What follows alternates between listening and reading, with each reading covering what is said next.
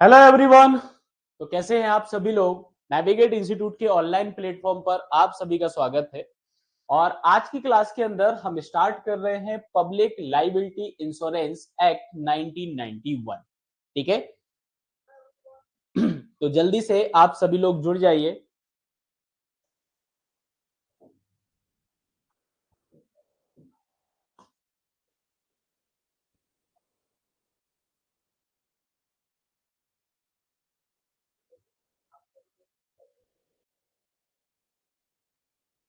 देखो, public liability insurance act 1991 जो आपका है, इसको क्या बोलते हैं? अगर अपन बात करें हिंदी में, तो हिंदी में आप इसको क्या बोलोगे? यह आपका होता है सार्वजनिक सार्वजनिक दायित्व बीमा अधिनियम 1991। ठीक है, 1991 आपका होता है।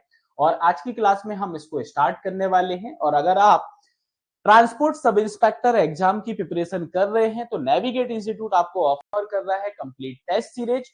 ठीक है, जिसके अंदर आपको फुल लेंथ टेस्ट पेपर्स हमारे द्वारा प्रोवाइड किए जा रहे हैं, जो कि आपको ऑनलाइन और ऑफलाइन दोनों ही मोड में मिल जाएंगे। ठीक है, तो आप ऑनलाइन के लिए नेविगेट प्राइम ऐप को डाउनलोड कर सकते हैं और ऑफलाइन टेस्ट सीरीज के लिए आप विजिट कर सकते हो हमारा ऑफलाइन जो सेंटर है, हमारे सेंटर पर आप विजिट कर सकते हो। साथ ही साथ यूनिट 3, 4 एंड 5 के लिए आपको कोर्सेज भी मिल जाएंगे। और अगर कंप्लीट पार्ट बी का आपको कोर्स चाहिए तो हमारा आरंभ बैच है, इसके अंदर आपको कंप्लीट पार्ट बी का सिलेबस मिल जाएगा। ठीक है, चलिए बढ़ते हैं आगे। और आज का हमारा जो टॉपिक है हम डिस्कस कर चुके, जैसा कि हम स्टार्ट करने वाले हैं पब्लिक लायबिलिटी इंश्योरेंस एक्ट 1991।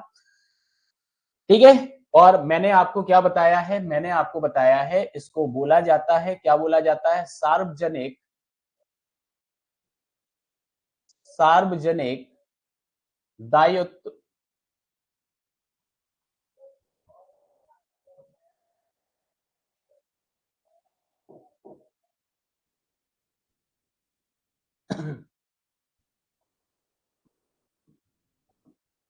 बीमा अधिनियम। ठीक है, चलो बेसिक अपन यहां पे समझते हैं कि ये जो पब्लिक लायबिलिटी इंश्योरेंस एक्ट आपका होता है, यह क्या करता है? आपको पता होगा जो इंडस्ट्रियल हजार्ड्स आपके होते हैं। ठीक है, क्या होते हैं आपके? इंडस्ट्रियल हजार्ड्स जो आपके होते हैं। तो अगेंस्ट द इंडस्ट्रियल हजार्ड्स एक तरीके से सील्ड प्रोवाइड कराता है। क्या प्रोवाइड कराता है? सील्ड प्रोवाइड आपको कराता है। ठीक है, तो पर्टिकुलरली ये जो अधिनियम बनाया गया है, ये किस लिए बनाया गया है? ये अधिनियम आपका बनाया गया है किसके लिए? फॉर इंडस्ट्रियल हजार्ड्स के लिए। किसके लिए? इंडस्ट्रियल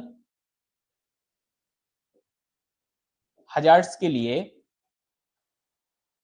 जो है ये एक्ट आपका बनाया गया है। ठीक है, इंपॉर्टेंट क्वेश्चन जो एग्जाम में सबसे ज्यादा पूछा जाता है, जितने भी एक्ट हम डिस्कस कर रहे हैं उन सभी एक्ट के लिए यह तो आपको याद रखना है। ठीक है, सबसे पहले आपको याद रखना है एनेक्टमेंट। ठीक है, अधिनियमित आपका कब हुआ है? एनेक्टमेंट इसका कब हुआ है? ठीक है, तो आपको सबसे पहले तो एनेक्टमेंट यहाँ पे याद रखना है। पब्लिक लायबिलिटी इंश्योरेंस एक्ट जो है ये किसके द्वारा इनेक्टेड किया गया है? तो ये क्वेश्चन भी एग्जाम में बन सकता है। तो याद रखिएगा कि पार्लियामेंट के द्वारा ये इनेक्टेड किया गया है। कब इनेक्टेड हुआ ये? यह आपका इनेक्टेड हुआ 22 जनवरी 1991। ठीक है, 22 जनवरी 1991 को यह क्या हुआ? आपका इनेक्टेड हुआ। पार्लियामेंट के द्वारा इसको इनेक्ट किया गया। ठीक है, आगे आपको याद रखना है प्रारंभ, इस एक्ट का प्रारंभ कब से हुआ है? ठीक है, इस एक्ट का प्रारंभ कब से हुआ है? तो आपको ये भी याद रखना है कमिटमेंट इसका कब से हुआ है। तो आप याद रखिएगा यह एक्ट कब से प्रभावी हुआ?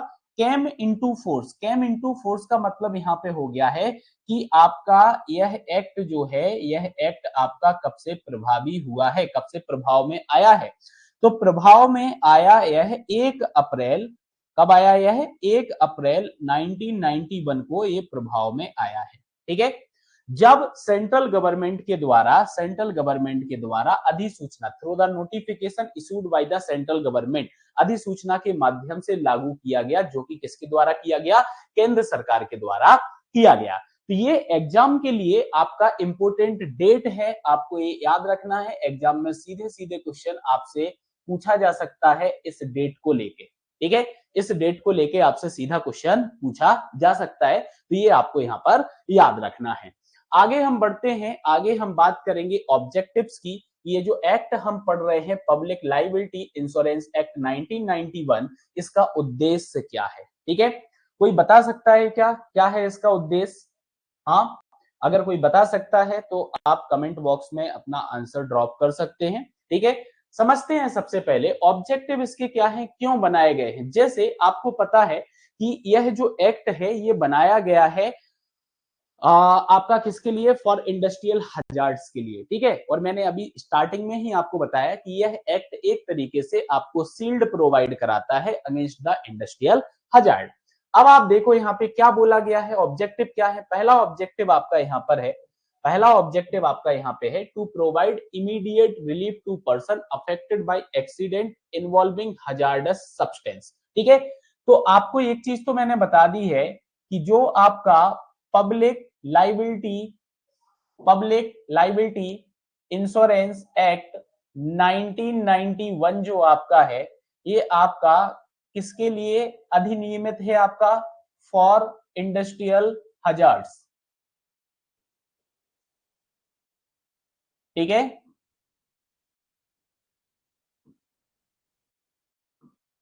इतनी बात तो क्लियर है।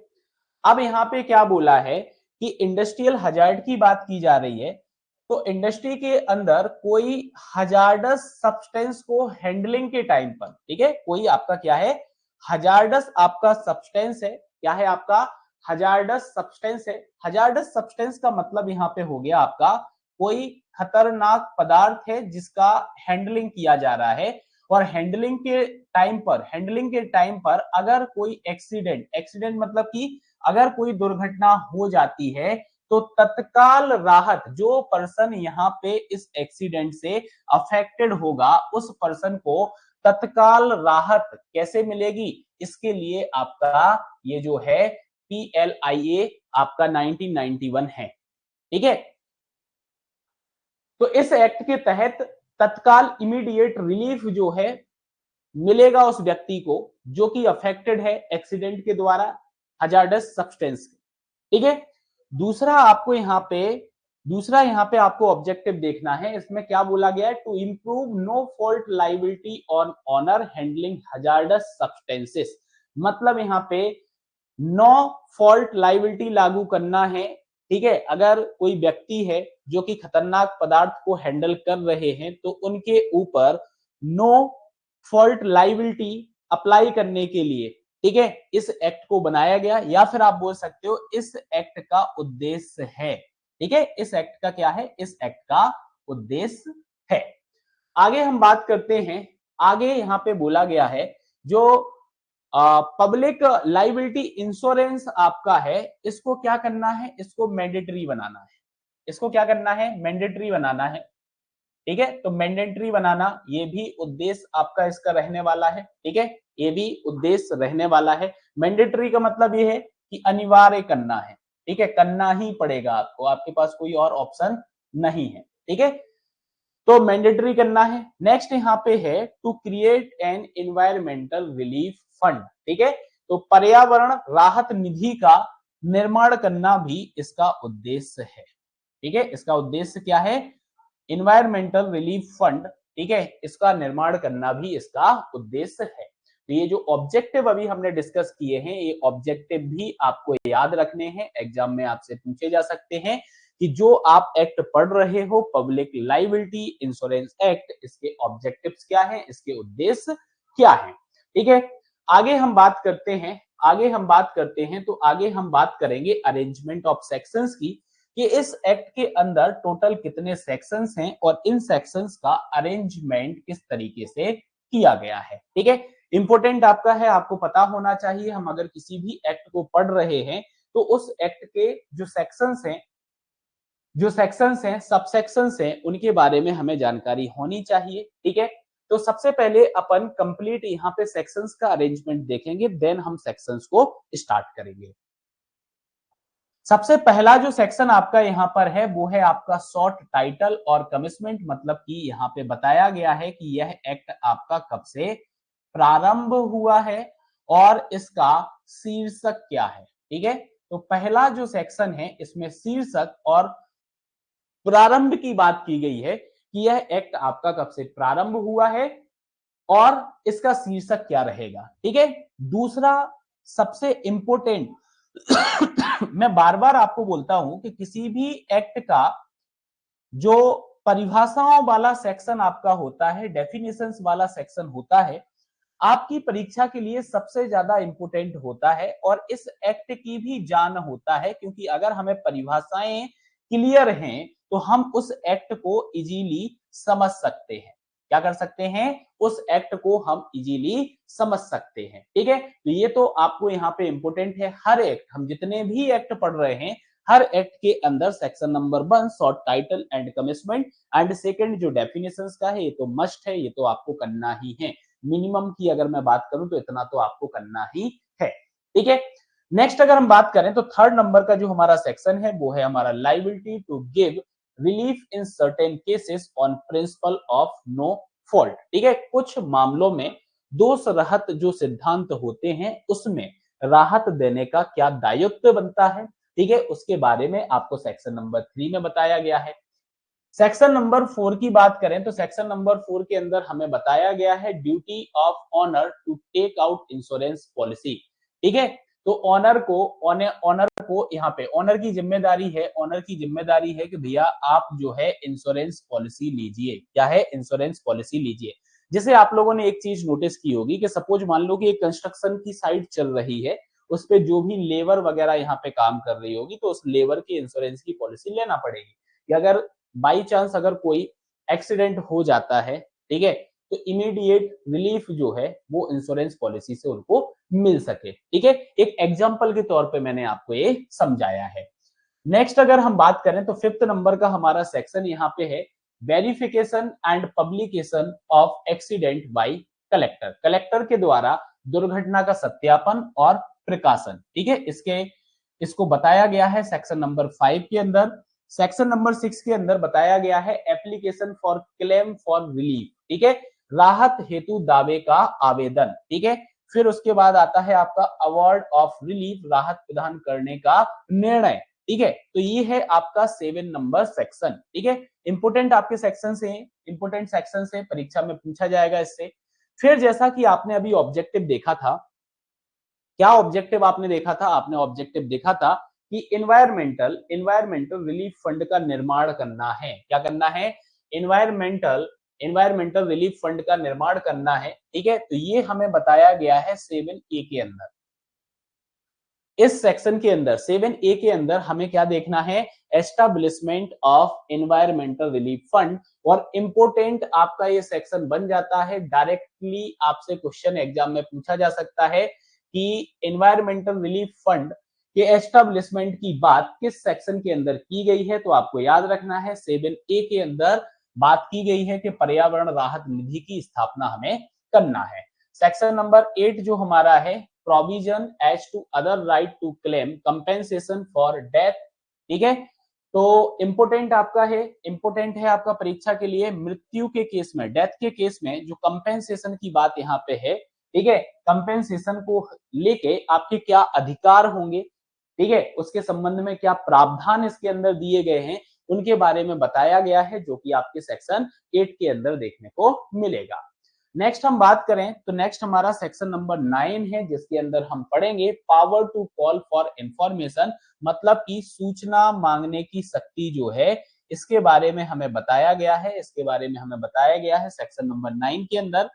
सेक्शन नंबर 10 जो हमारा रहेगा, इसके अंदर power of entry and inspection. ठीक है, प्रवेश और निरीक्षण की शक्ति के बारे में हमें सेक्शन नंबर 10 के अंदर बताया गया है।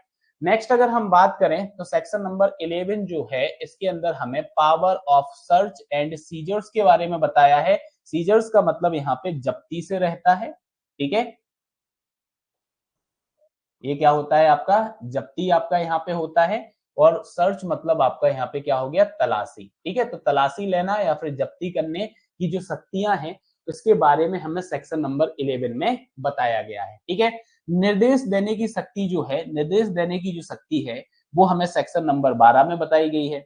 सेक्शन नंबर 13 के अंदर power to make application to court for restraining owner from handling hazardous substances. ठीक है, तो जो भी खतरनाक पदार्थों के संचालन को रोकने के लिए, ठीक है, न्यायालय को आवेदन देने की जो शक्ति है उसके बारे में हमें सेक्शन नंबर 13 के अंदर बताया है। और इम्पोर्टेंट आपका ये है, इम्पोर्टेंट आपका यहाँ पर है। ठीक है, इम्पोर्टेंट आपका यहाँ पर है। ठीक है, जैसे कि एक एग्जांपल करंटली अपन बताएं तो आपने देखा होगा इंदौर के अंदर पीथमपुर में अभी आपका कुछ जो है डिस्पोजल की बात चल रही थी, एक हजार्डस सब्सटेंस जो था उसके डिस्पोज की बात चल रही थी कि इंसुलेशन प्रोसेस के थ्रू उसको क्या करना है, उसको डिस्पोज करना है, मतलब कि खत्म करना है, और जो एस बचेगा उसको डंप करना है। ठीक है, मतलब फिल करना है, उसको फिल कर देंगे, गड्ढा खोद के फिल करके उसको दबा देंगे। ठीक है, तो बहुत सारे कोर्ट के अंदर आपके जो हैं केसेस लगे थे, तो इसी प्रकार से यहाँ पे बताया जा रहा है कि अगर आप खतरनाक पदार्थों के संचालन को रोकना चाहते हो, ऑनर को मतलब मालिक को, कि भैया तुम ये खतरनाक पदार्थों का जो संचालन है ये आप रोकिए, तो इसकी जो शक्तियां हैं, ठीक है, तो आवेदन करने की जो शक्तियां हैं, कोर्ट को आप आवेदन करो तो इसकी जो शक्तियां हैं इसके बारे में बताया गया है, किसके अंदर, सेक्शन नंबर 13 के अंदर आपका बताया गया है। ठीक है, चलिए अब हम बात करते हैं यहाँ पे सेक्शन नंबर 14 की। सेक्शन नंबर 14 आपका है कि अगर कोई कॉन्ट्रावेंशन होता है, कॉन्ट्रावेंशन का मतलब यहाँ पे हो गया है उल्लंघन, अगर किसी प्रकार का उल्लंघन होता है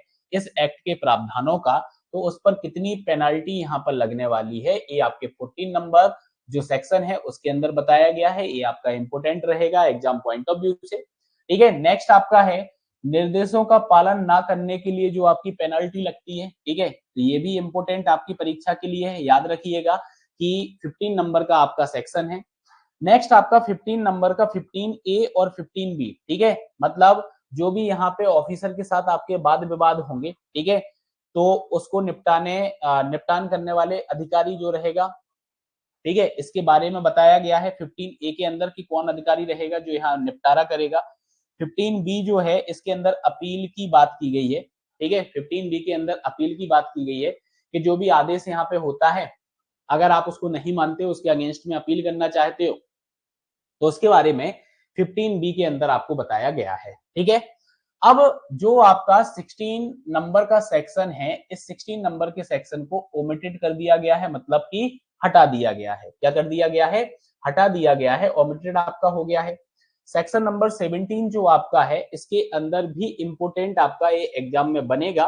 ठीक है, penalty for contravention by government department. ठीक है, सरकारी विभाग के द्वारा अगर उल्लंघन किया जा रहा है, ठीक है, किसके द्वारा उल्लंघन किया जा रहा है, गवर्नमेंट डिपार्टमेंट के द्वारा अगर उल्लंघन किया जा रहा है, कॉन्ट्रावेंशन मतलब यहाँ पे क्या हो जाएगा आपका, उल्लंघन हो जाएगा, तो सरकारी विभाग के द्वारा अगर उल्लंघन किया जा रहा है तो इसके रिस्पेक्ट में क्या पेनाल्टी यहाँ पे रहने वाली है, ये हम पढ़ने वाले हैं 17 नंबर का जो हमारा सेक्शन है इसके अंदर। नेक्स्ट 17A की बात करें तो 17A के अंदर penalty amount to be credited to the environmental relief fund. ठीक है, तो ये भी आपका इंपोर्टेंट रहेगा, जो भी पेनाल्टी की राशि होती है वो एनवायरमेंटल रिलीफ फंड के अंदर आपकी क्या की जाती है, आपकी जमा की जाती है। तो इसके बारे में आपको मिलेगा पढ़ने के लिए किस सेक्शन के अंदर, आपको 17A के अंदर मिलेगा। 17B की बात करें तो 17B के अंदर क्या मिलेगा आपको, ऑफेंस फॉर फेलियर टू पे पेनल्टी और एडिशनल पेनल्टी। ठीक है, अगर आपको जो पेनल्टी यहाँ पे मिली हुई है, जो दंड आपको मिला हुआ है, अगर आप उसको पे नहीं कर पाते हैं, आप उसको पे नहीं कर पाते हैं, ठीक है, तो फिर एडिशनल पेनल्टी के बारे में और इस अपराध के बारे में आपको जो देखने को मिलेगा वो 17B के अंदर आपको देखने को मिलेगा। किसके अंदर देखने को मिलेगा, 17B के अंदर आपको देखने को मिलेगा। ठीक है, नेक्स्ट आपका यहाँ पे आ जाता है सेक्शन नंबर 18 जो कि कॉग्निजेंस ऑफ ऑफेंस के बारे में बताता है, मतलब अपराधों की संज्ञान के बारे में बताता है। 19 नंबर का जो हमारा सेक्शन है ये बताता है पावर टू डेलीगेट्स ठीक है, अधिकारियों का जो हस्तांतरण करने की शक्ति होती है उसके बारे में आपका बताता है।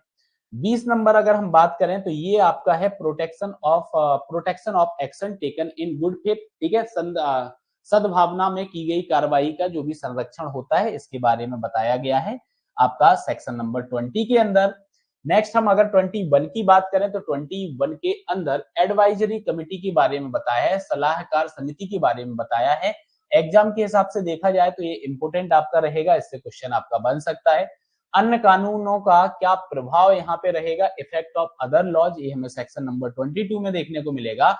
और मोस्ट इंपोर्टेंट एग्जाम में यहां से भी क्वेश्चन आपका बन सकता है 23 नंबर का जो हमारा सेक्शन है जिसके अंदर पावर टू मेक रूल के बारे में बताया गया है, मतलब कि नियम बनाने की शक्ति के बारे में बताया गया है, ठीक है, इसके बारे में बताया गया है, नियम बनाने की शक्ति के बारे में बताया गया है, ठीक है। तो ये हमारे यहाँ पे सेक्शंस थे।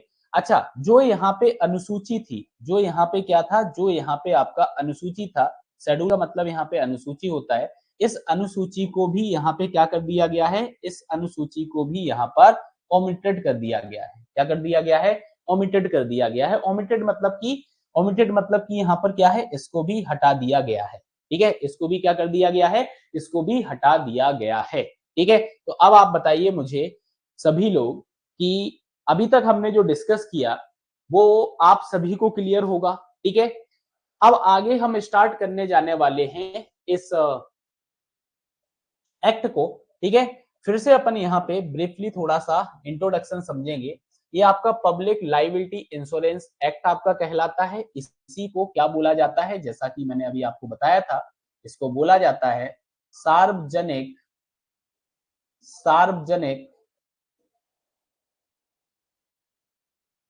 दायित्व बीमा अधिनियम।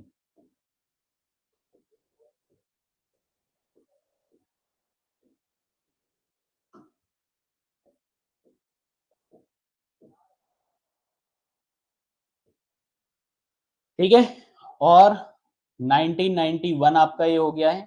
और आपको पता है कि ये जो एक्ट आपका होता है, ठीक है, तो क्या बताया था मैंने आपको बताया था प्रोवाइड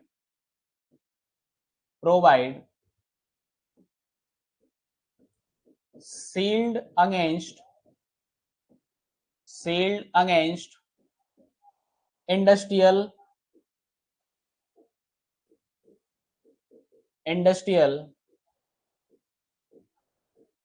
हजार्ड्स,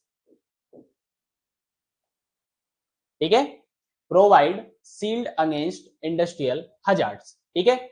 याद रखना है आपको एक्ट संख्या, अधिनियम संख्या, एक्ट नंबर का मतलब यहाँ पे क्या होता है, एक्ट नंबर का मतलब होता है अधिनियम संख्या। बहुत सारे क्वेश्चंस के अंदर डायरेक्टली आपसे ये पूछ लिया जाता है कि अधिनियम संख्या आपकी जो है वो अधिनियम संख्या आपकी क्या रहेगी, ठीक है। अधिनियम संख्या की यहाँ पे जो है आपसे जानकारी मांग ली जाती है कि अधिनियम संख्या क्या रहेगी, तो याद रखिएगा दैट इज 6, ठीक है। और ईयर जो रहने वाला है वो 1991 आपका रहने वाला है। क्या रहने वाला है, 1991 आपका यहाँ पे ईयर रहने वाला है। और जो आपकी अधिनियम संख्या है वो अधिनियम संख्या आपकी यहाँ पर 6 रहेगी। कितनी रहेगी आपकी, 6 रहेगी, ठीक है। तो ये आपको याद रखना है। चलिए तो स्टार्ट करते हैं हम सेक्शन नंबर 1 से, ठीक है।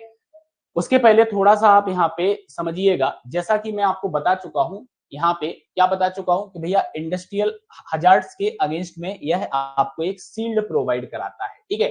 तो आप यहाँ पे देखोगे इसकी एक सिंपल सी छोटी डेफिनेशन आपको देखने को मिलेगी, जिसके अंदर यही बताया गया है कि due to handling of hazardous substances, जो पर्सन यहाँ पे अफेक्टेड होता है, ठीक है, उसको इमीडिएट रिलीफ यहाँ पे मिल जाए। क्या मिल जाए, इमीडिएट रिलीफ यहाँ पे मिल जाए, ठीक है। तो ये इसका मेन ऑब्जेक्ट है। ये क्या है, ये इसका मेन ऑब्जेक्ट है। आप देखो, providing immediate relief person affected by accident occurring while handling any hazardous substances, ठीक है। तो ये मैं आपको ऑलरेडी ऑब्जेक्टिव के टाइम पे बता चुका हूं, ठीक है। ये इसका क्या है, यह इसका उद्देश्य है, ऑब्जेक्ट इसका है, ठीक है। तो ये आप याद रखिएगा। साथ ही साथ आपको याद रखना है कि ये जो एक्ट आपका है, पब्लिक लायबिलिटी इंश्योरेंस एक्ट आपका है, ये किसके द्वारा इनेक्टेड किया गया? तो ये भी मैं आपको बता चुका हूं कि इसको इनेक्टेड किसके द्वारा किया गया? इसको इनेक्टेड किया गया है पार्लियामेंट के द्वारा, ठीक है, बाय पार्लियामेंट, ठीक है। और याद रखना कब? 41st ईयर, ठीक है, 41st year of the Republic of India, ठीक है, 41वें वर्ष में संसद द्वारा निम्नलिखित रूप से अधिनियमित किया जाता है, ठीक है। इसके अंदर हम बात करें यहाँ पे सेक्शन नंबर 1 की, date is the section number 1, ये हमारा सेक्शन यहाँ पे क्या हो जाएगा? ये हमारा सेक्शन 1 यहाँ पर हो जाएगा। सेक्शन 1 यहाँ पे शॉर्ट टाइटल, शॉर्ट टाइटल का मतलब आपको मैं बता चुका हूं कि संक्षिप्त शीर्षक आपका होता है। क्या होता है आपका? आपका ये होता है संक्षिप्त, संक्षिप्त शीर्षक आपका होता है। क्या होता है आपका? संक्षिप्त शीर्षक आपका होता है, ठीक है। और कब से यह है जो आपका प्रारंभ हुआ है, इसके बारे में अपने को देखना है। तो आपको मैं ये बता चुका हूं संक्षिप्त शीर्षक इसका क्या है। संक्षिप्त शीर्षक की अगर हम बात करें तो शीर्षक इसका रहने वाला है the public liability insurance act 1991, ठीक है। ये पूरा कंप्लीट नाम आपको यहाँ पे याद रखना है कि इस एक्ट का जो नाम रहने वाला है वो नाम रहने वाला है पब्लिक लायबिलिटी इंश्योरेंस एक्ट 1991, और इसको क्या बोला जाता है? सार्वजनिक दायित्व बीमा अधिनियम 1991 कहा जाता है। आगे हम बात करें तो सेकंड यहाँ पे क्या बोला है, तो आपको ये मैं बता चुका था कि सेंट्रल गवर्नमेंट के द्वारा, सेंट्रल गवर्नमेंट के द्वारा अपने ऑफिशियल गजेट के अंदर, ऑफिशियल गजेट के अंदर अधिसूचना जारी करके, नोटिफिकेशन जारी करके इसको प्रभाव में जिस तिथि को मतलब जिस तिथि में ये अधिसूचना जारी होती है, जिस तिथि में ये अधिसूचना आपकी जारी हुई है उस तिथि से क्या हो जाएगा? ये तब से यह प्रभावी हो जाएगा, ये प्रभाव में आ जाएगा, ठीक है। क्या आ जाएगा? प्रभाव में आ जाएगा, ठीक है, रहेगा याद, ये आपको याद रखना है। चलो आगे बढ़ते हैं, और आगे हमारा मोस्ट इंपोर्टेंट, इस एक्ट का सबसे इंपोर्टेंट आपका सेक्शन आता है सेक्शन नंबर 2, ठीक है। क्या आता है आपका? सेक्शन नंबर 2 आपका आता है। मतलब ये सेक्शन नंबर 2 है ना, ये आपके इस एक्ट की जान है। डेफिनेशंस, परिभाषाएं, इसके अंदर जो भी टर्मिनोलॉजी यूज की जा रही होगी उन सब की जो डेफिनेशंस हैं वो आपको सेक्शन नंबर 2 के अंदर देखने को मिलेंगी। जैसे सेक्शन नंबर 2 के अंदर आपका क्लॉज ए है, और क्लॉज ए के अंदर आप देखोगे एक्सीडेंट को डिफाइन किया गया है। किसको डिफाइन किया गया है? यहाँ पे एक्सीडेंट को यहाँ पर डिफाइन किया गया है। तो अब एक्सीडेंट से मतलब ये होता है कि अगर आप कोई हजार्डस सब्सटेंस को हैंडल कर रहे हो, क्या कर रहे हो? हजार्डस सब्सटेंस को हैंडल कर रहे हो, ठीक है, और आपको यहाँ पे क्या हो जाता है? आपको यहाँ पे एक्सीडेंट हो जाता है, यहाँ पे एक्सीडेंट हो जाता है, और एक्सीडेंट में यहाँ पे आपकी डेथ हो जाती है, या फिर इंजरी आपकी हो जाती है, या फिर अपन ऐसा बोल सकते हो किसी की प्रॉपर्टी को डैमेज हो जाता है, ठीक है, प्रॉपर्टी को डैमेज हो जाता है। तो ये सारी कंडीशंस एक्सीडेंट के अंदर इंक्लूड होंगी। क्या होंगी? ये सारी कंडीशंस जो हैं, ये सारी कंडीशंस आपकी एक्सीडेंट में इंक्लूड होंगी। लेकिन लेकिन आप याद रखिएगा यहां पे क्या होगा? नॉट इंक्लूड, क्या इंक्लूड नहीं किया जाएगा? Not include. तो यहां पे एक्सीडेंट में क्या इंक्लूड नहीं किया जाएगा? नॉट इंक्लूड एक्सीडेंट, ठीक है। कौन से एक्सीडेंट को यहां पे इंक्लूड नहीं किया जाएगा? एक्सीडेंट बाय रीजन, सबसे पहला तो यहां पे वॉर आ जाता है, ठीक है, या फिर किसी भी प्रकार का रेडियो एक्टिव, रेडियो एक्टिविटी की वजह से अगर कोई एक्सीडेंट आता है तो इसको इंक्लूड नहीं किया जाएगा। बाकी जो मैंने आपको बोला है इंक्लूडिंग में, इंक्लूडिंग में यहाँ पे क्या क्या आ जाएंगी? इंक्लूड्स में, एक्सीडेंट की अगर इंक्लूड में बात की जाए तो इंक्लूड में क्या आ जाएगा? इंक्लूड में आपको मैं बता चुका हूं कि डैमेज ऑफ प्रॉपर्टी आपका यहां पे आ गया, डैमेज ऑफ प्रॉपर्टी आपका यहां पे आ गया,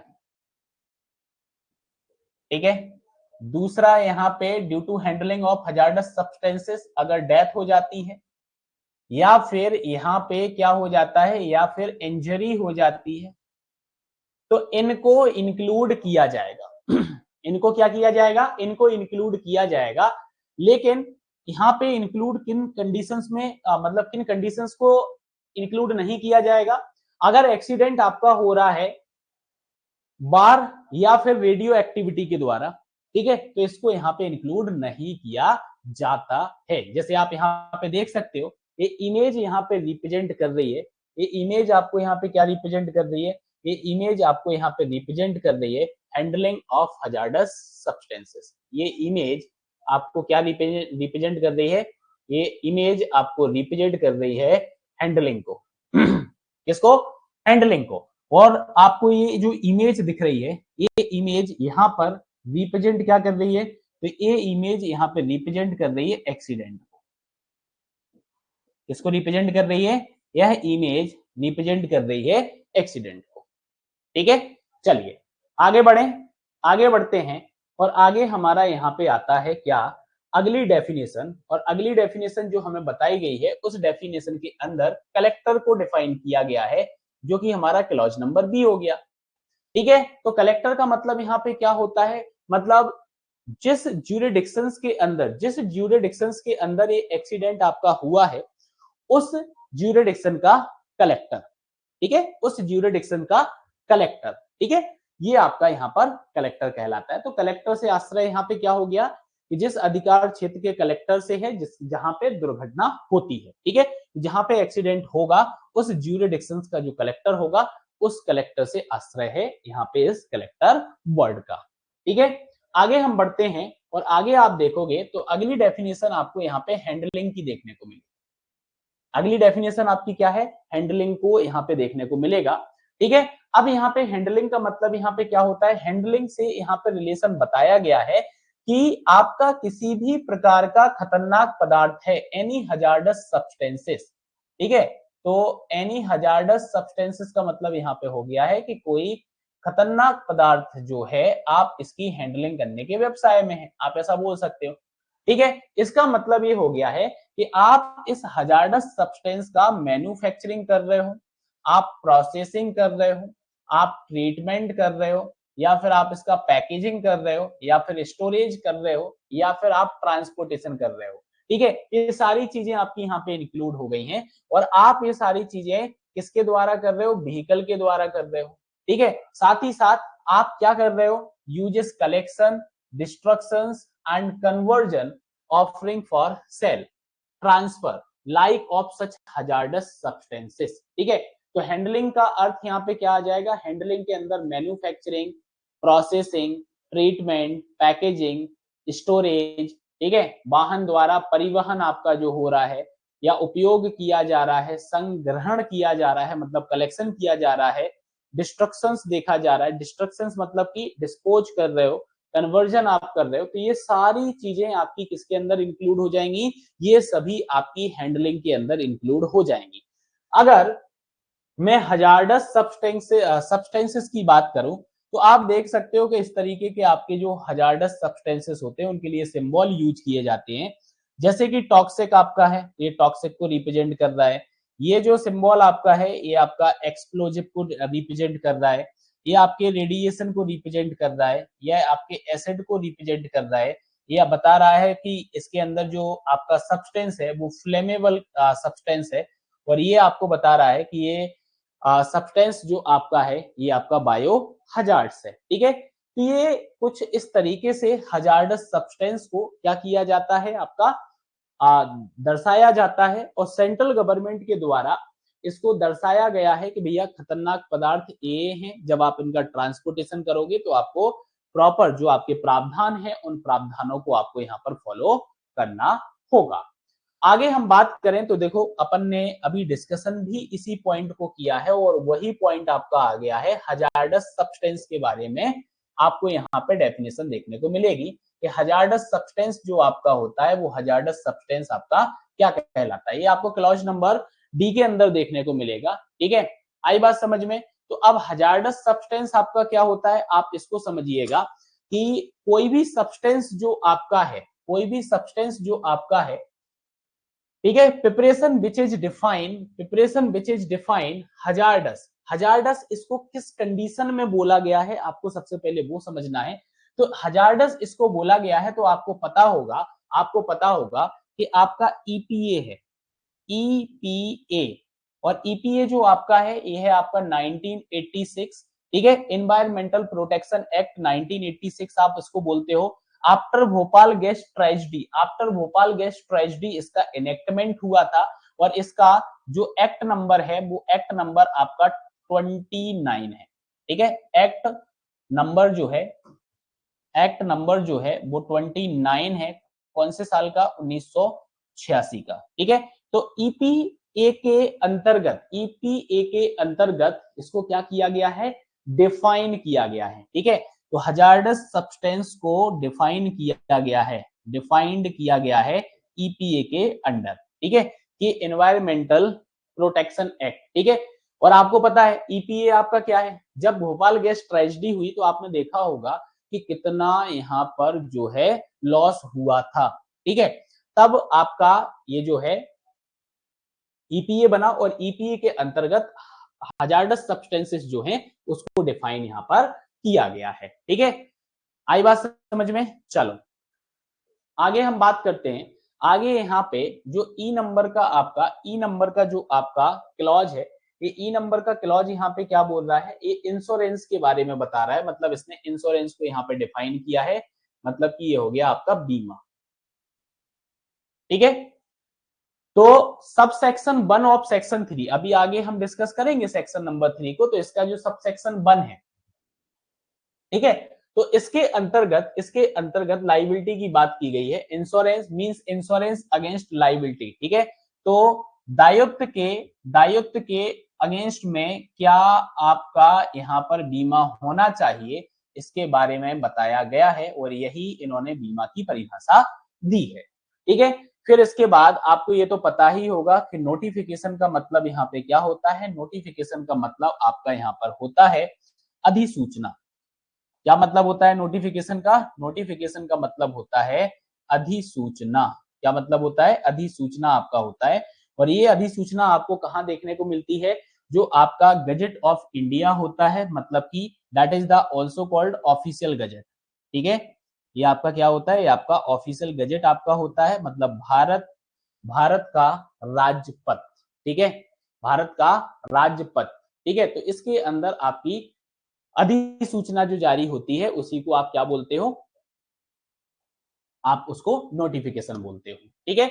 चलो आगे हम बात करें तो आगे हमें यहाँ पे पढ़ना है ऑनर, और आपको याद होगा कि ऑनर को हम एक और एक्ट के अंदर डिस्कस किए हुए हैं। ऑनर का मतलब यहाँ पे क्या हो जाता है?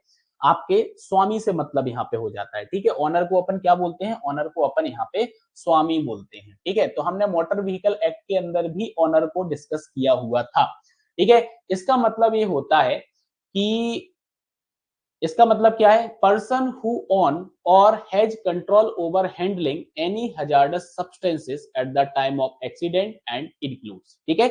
तो एक्सीडेंट के टाइम पर जो भी यहाँ पे कंप्लीट हैंडलिंग देख रहा है हजार्डस सब्सटेंस का, या फिर जो पर्सन इस व्यवसाय को ऑन करता है, जो पर्सन इस व्यवसाय को ऑन करता है, वो क्या कहलाएगा? ऑनर कहलाएगा। अब आगे यहाँ पे क्या बोला कि किसी फर्म के मामले में, इन केस ऑफ फर्म के मामले में, अब अगर फर्म की यहाँ पे बात की जा रही है, और अगर ये फर्म आपकी क्या है? ये फर्म आपकी पार्टनरशिप फर्म आपकी है। क्या है आपकी? पार्टनरशिप आपकी फर्म है। तो पार्टनरशिप फर्म के केस में पार्टनर्स जो होंगे इनको यहाँ पे क्या माना जाएगा? इन पार्टनर्स को यहाँ पर ऑनर माना जाएगा। क्या माना जाएगा? ऑनर माना जाएगा, ठीक है। तो ये पर्टिकुलर एक केस आपका यहाँ पे बन जाता है कि फर्म के केस में आपका ये यहाँ पर बना। सेकंड आप यहां पे देखोगे, सेकंड आपका है in the case of an association, ठीक है। अब एसोसिएशन से मतलब आपका क्या हो गया? हाँ, एसोसिएशन से मतलब क्या हो गया? एसोसिएशन का मतलब आपका हो जाता है यहाँ पे संघ, ठीक है। तो संघ का अगर कोई सदस्य है, मेंबर का मतलब यहाँ पे क्या हो गया? मेंबर का मतलब हो गया सदस्य, तो इस सदस्य को भी यहाँ पे ऑनर जो है वो यहाँ पे कंसीडर किया जा सकता है। ठीक है, चलो आगे हम बात करते हैं और अब हम बात करेंगे कंपनी के मामले में। कंपनी के मामले में कौन होगा भैया? ठीक है, तो कंपनी के मामले में जैसे कि अगर कोई डायरेक्टर है, डायरेक्टर का मतलब यहाँ पे हो गया है निर्देशक। ठीक है, तो अगर कोई निर्देशक है, ठीक है, अगर मैनेजर की बात की जाए तो मैनेजर का मतलब यहाँ पे हो गया है प्रबंधक। क्या मतलब हो गया है? प्रबंधक यहाँ पे मतलब हो गया। सेक्रेटरी का मतलब यहाँ पे सचिव हो गया। ठीक है, सचिव आपका हो गया। और ऑफिसर का मतलब यहाँ पे अधिकारी हो गया। क्या हो गया आपका? अधिकारी आपका हो गया। तो कंपनी के केस के अंदर डायरेक्टर, मैनेजर, सेक्रेटरी और ऑफिसर, ठीक है, जो डायरेक्टली चार्ज में होगा, जो डायरेक्टली चार्ज में होगा, ठीक है, जो डायरेक्टली चार्ज में होगा, ठीक है, तो उसको यहाँ पे क्या बोला जाएगा? ठीक है, उसको यहाँ पे क्या माना जाएगा? ऑनर माना जाएगा। वो यहाँ पे रिस्पॉन्सिबल व्यक्ति होगा। क्या होगा? वो व्यक्ति यहाँ पर रिस्पॉन्सिबल होगा। नेक्स्ट हम बात करें तो नेक्स्ट यहाँ पे डिफाइन किया गया है प्रिस्क्राइब्ड। प्रिस्क्राइब्ड का मतलब होता है निर्दिष्ट। प्रिस्क्राइब्ड का मतलब क्या होता है? प्रिस्क्राइब्ड का मतलब होता है निर्दिष्ट। मतलब इस अधिनियम के द्वारा जो भी नियम आपके यहाँ पे निर्दिष्ट किए जाते हैं वो आपका यहाँ पे क्या कहलाता है? आपका प्रिस्क्राइब्ड कहलाता है। ठीक है, एच ए के अंदर आपको प्रॉपर्टी के बारे में बताया गया है। ठीक है, और इस प्रॉपर्टी के अंदर क्या क्या चीजों को इंक्लूड किया गया है, तो इसके अंदर आप याद रखिएगा प्रॉपर्टी में प्राइवेट प्रॉपर्टी भी आपकी इंक्लूड होती है और पब्लिक प्रॉपर्टी भी आपकी यहाँ पर इंक्लूड होती है। मतलब यह हो गया प्राइवेट प्रॉपर्टी का मतलब आपका क्या हो जाएगा? निजी संपत्ति आपकी यहाँ पर इंक्लूड होती है। क्या होती है? निजी संपत्ति आपकी यहाँ पे इंक्लूड हो जाएगी। और पब्लिक प्रॉपर्टी में अगर हम बात करें तो पब्लिक प्रॉपर्टी के अंदर आपका सार्वजनिक सार्वजनिक संपत्ति यहाँ पर हो जाएगी।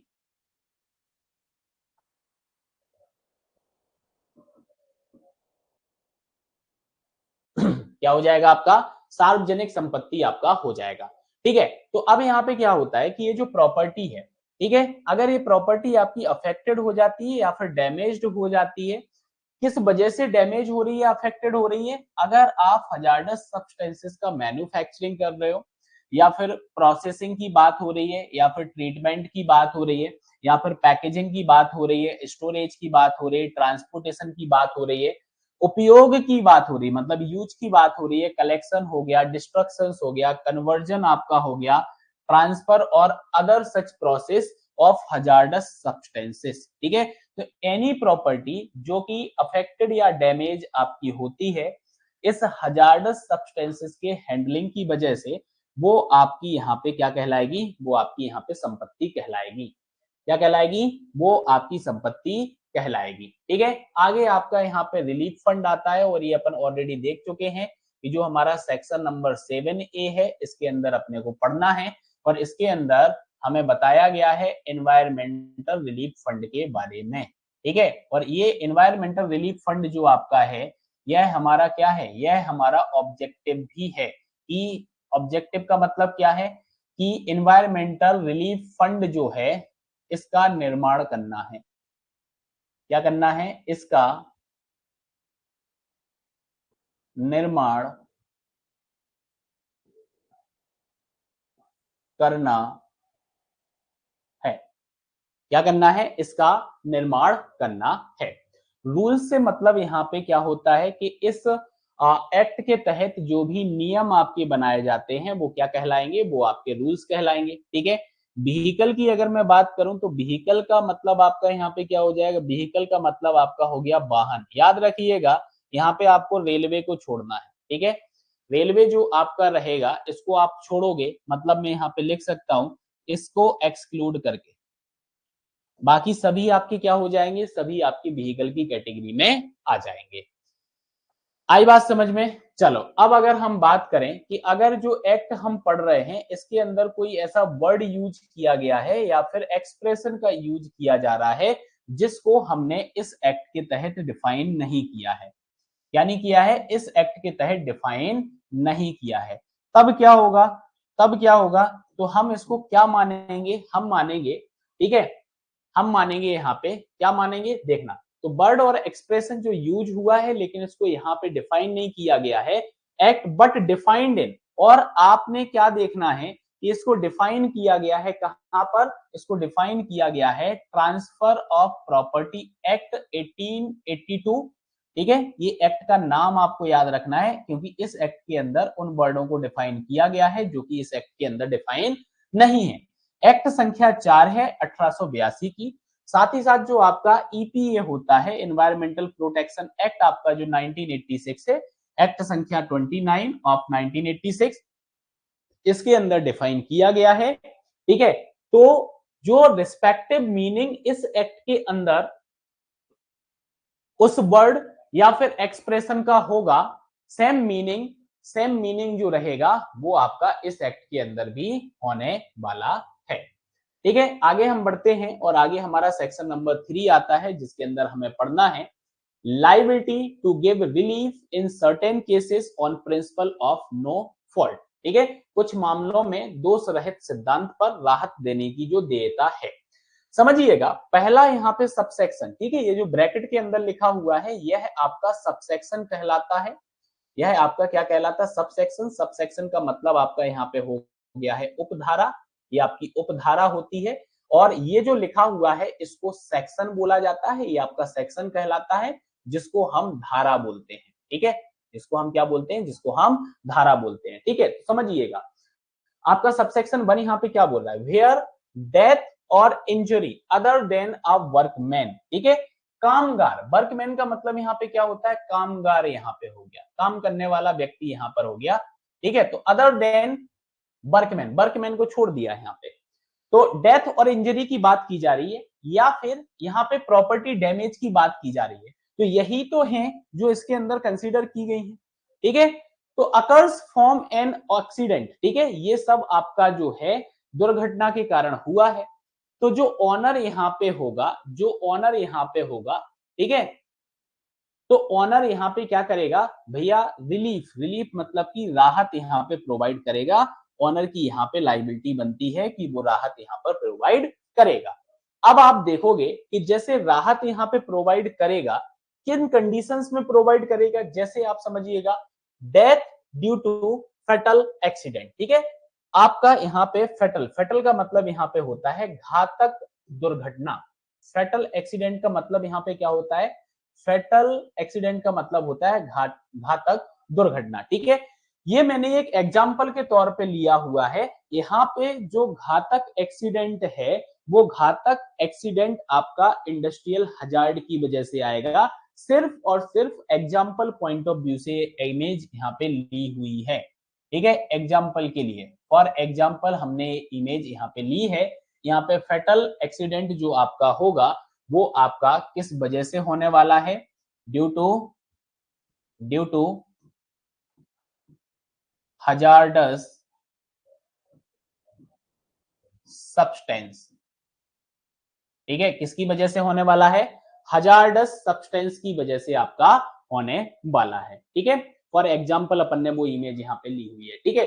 तो एक कंडीशन आपकी यहाँ पे बनती है जहां पे लाइबिलिटी आ जाएगी रिलीफ फंड के लिए, ठीक है। अब जैसे यहाँ पे समझिएगा कि एक्सीडेंट हुआ, या तो आप इस एक्सीडेंट के अंदर, या तो आप क्या हो जाते हो, या तो आप इस एक्सीडेंट के अंदर टोटल डिसेबल हो जाते हो या फिर पार्शियल डिसेबिलिटी आपके अंदर आ जाती है, ठीक है। तो जो भी आपके मेडिकल एक्सपेंस रहेंगे, इन मेडिकल एक्सपेंस जो रहने वाले हैं इसकी लाइबिलिटी आ जाएगी, ठीक है। आप यहाँ पे देख सकते हो लाइबिलिटी आपकी आ जाएगी, ये आपका पार्शियली यहाँ पे डिसेबिलिटी आ गई है आपकी, ठीक है भैया, एक पैर आपका पूरा काटना ही पड़ा, यहाँ पे कट गया या फिर, ठीक है।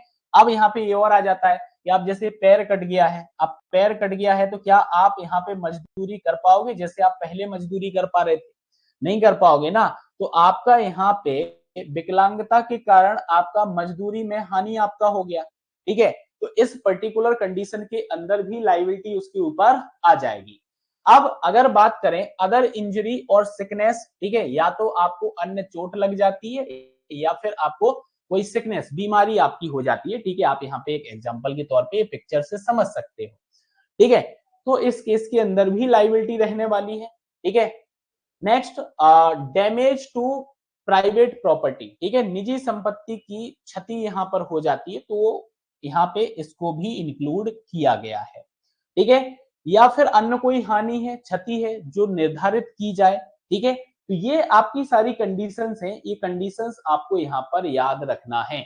ऑनर मस्ट रिम्बर्स और प्रोवाइडेड रिलीफ फॉर, ठीक है, तो निर्धारित राशि की प्रतिपूर्ति या अन्य राहत प्रदान करने की जिम्मेदारी किसकी होने वाली है? वो जिम्मेदारी ऑनर की होने वाली है। ऑनर यहाँ पर जिम्मेदार होगा। कौन जिम्मेदार होगा? जिम्मेदार व्यक्ति यहाँ पर ऑनर होगा। ठीक है, जिम्मेदार व्यक्ति कौन होगा? जिम्मेदार व्यक्ति यहाँ पर ऑनर रहने वाला है। ठीक है, अब आप देखो यहाँ पे सबसेक्शन 2 यहाँ पे क्या बोल रहा है? ये बोल रहा है for any claim for relief under subsection 1। ठीक है, अंडर सबसेक्शन 1, ठीक है, आपका यहाँ पे क्लेम किया जा रहा है, किसी प्रकार का दावा किया जा रहा है। किसके लिए दावा किया जा रहा है? रिलीफ के लिए। रिलीफ का मतलब यहाँ पे हो गया राहत के लिए। राहत के लिए अगर कोई दावा यहाँ पे किया जा रहा है तो क्या बोला है कि the claimant need not plead और prove death injury damage was due to any wrongful act, neglect और डिफॉल्ट ऑफ एनी पर्सन। मतलब यहाँ पे क्या बोला है कि अगर उपधारा 1 के तहत राहत के लिए दावा साबित करना जो है वो आवश्यक नहीं होगा कि मृत्यु, चोट या फिर क्षति जो हुई है किसी व्यक्ति की गलती, उपेक्षा या दोष के कारण हुई है। जरूरी नहीं है ये साबित करना। यहाँ पे क्या नहीं है? यहाँ पे ये साबित करना आवश्यक नहीं है। ठीक है, तो ये चीज आप याद रखिएगा। सबसेक्शन 1 के अंदर अगर आप क्लेम कर रहे हो राहत के लिए, रिलीफ के लिए, तो यहाँ पे आवश्यक नहीं होगा कि आप यहाँ पे प्रूव करें कि जो है किसी व्यक्ति की गलती या उपेक्षा या दोष के कारण ये एक्सीडेंट हुआ है। ठीक है, तो ये प्रूव करने की जरूरत यहाँ पर नहीं है। एक्सप्लेनेशन में अगर हम बात करें तो एक्सप्लेनेशन के अंदर जैसे आपको यहाँ पे वर्कमैन, अब आपने देखा होगा ये जो वर्कमैन है ये हमने डिफाइन नहीं किया इस एक्ट के अंदर। ठीक है, तो मैंने क्या लिखा? Not defined, not defined in this act. मैं क्या बोलूंगा यहाँ पे? Not defined in this act. तो क्या बोला था कि अगर कोई वर्ड है जो आप यूज कर रहे हो इसके अंदर और वो यहाँ पे डिफाइन नहीं किया गया है, डिफाइन नहीं किया गया है, तो आपको कहां पे देखने को मिलेगा? तो इसका जो मीनिंग है वो असाइन किया गया है। कहां पे असाइन किया गया है? वो असाइन आपका किया गया है द वर्कमैन कंपेंसेशन एक्ट 1923 के अंदर। ठीक है, तो ये याद रखना है कि वर्कमैन को कहां पे डिफाइन किया गया है, इसका मीनिंग कहां बताया गया है? वर्कमैन कंपेंसेशन एक्ट 1923 के अंदर बताया गया है। ठीक है, अब जैसे इंजरी की बात करें तो इंजरी को डिफाइन यहाँ पे किया गया है क्या? हाँ, इंजरी को नहीं किया गया है। तो इन्होंने क्या बोला कि इंजरी का मतलब यहाँ पे क्या हो गया? इंजरी के अंदर include permanent total, permanent total disability भी आपकी इंक्लूड हो जाएगी, पार्शियल डिसेबिलिटी भी आपकी इंक्लूड हो जाएगी, सिकनेस, सिकनेस भी आपका यहाँ पे इंक्लूड हो जाएगा। तो ये सारी चीजें आपकी यहाँ पे क्या हो जाएंगी? इंजरी के अंदर, इंजरी के अंदर आपकी यहाँ पर शामिल हो जाएंगी। चोट के अंदर क्या हो जाएंगी? चोट के अंदर शामिल हो जाएंगी। ठीक है, क्या हो जाएंगी? चोट के अंदर यहाँ पर शामिल हो जाएंगी। ठीक है, तो अब आप लोग मुझे एक चीज बताइए कि अभी तक अपन ने जो देखा या समझा वो आप सभी को क्लियर है? हाँ, वो आप सभी को क्लियर है? ठीक है, हमने क्या क्या देखा? हमने यहाँ पर हमने पब्लिक लाइबिलिटी इंश्योरेंस एक्ट जो है इसको स्टार्ट किया। ठीक है, फिर हमने एनेक्टमेंट देखा, कमिटमेंट देखा, इसके ऑब्जेक्टिव को हमने समझा। ठीक है, फिर इसके बाद हमने इसके सारे सेक्शंस को समझा कि कितने सेक्शंस यहाँ पे अरेंज किए गए हैं। ठीक है, इसके बाद हमने इसकी एक शॉर्ट डेफिनेशन देखी कि पब्लिक लाइबिलिटी इंश्योरेंस एक्ट की डेफिनेशन यहाँ पे क्या है। फिर हमने इसका section number 1, section number 2 and section number 3 जो है इनको हमने डिस्कस किया। होप सो अभी तक हमने जो डिस्कस किया वो आप सभी को समझ में आया होगा। ठीक है, इसके आगे की जो क्लास रहने वाली है उसके अंदर हम आगे के सेक्शंस को डिस्कस करेंगे। साथ ही साथ आपको बता दूं कि आप नेविगेट इंस्टीट्यूट के यूट्यूब चैनल को जरूर फॉलो करें। हम रेगुलर अपडेट्स यहाँ पे प्रोवाइड कराते हैं। साथ ही साथ आप बेल आइकन को भी प्रेस करें जिससे नोटिफिकेशन आपको मिलता रहे। ठीक है, जिससे क्या हो, नोटिफिकेशन आपको मिलता रहे। और कंटेंट आपको अच्छा लग रहा है तो आप लाइक करें, शेयर करें, कमेंट करें और हमारे चैनल को सब्सक्राइब करें। ठीक है, और अगर आप ट्रांसपोर्ट सब इंस्पेक्टर एग्जाम की प्रिपरेशन कर रहे हैं तो इस एग्जाम से संबंधित सारे ऑनलाइन कोर्सेज आपको नेविगेट प्राइम ऐप पर मिलने वाले हैं, जहां पर हमारी टीम के द्वारा आपको कंप्लीट सिलेबस बहुत अच्छे तरीके से कंप्लीट कराया जा रहा है। ठीक है, चलिए तो मिलते हैं अगली क्लास के अंदर। Thank you, class over.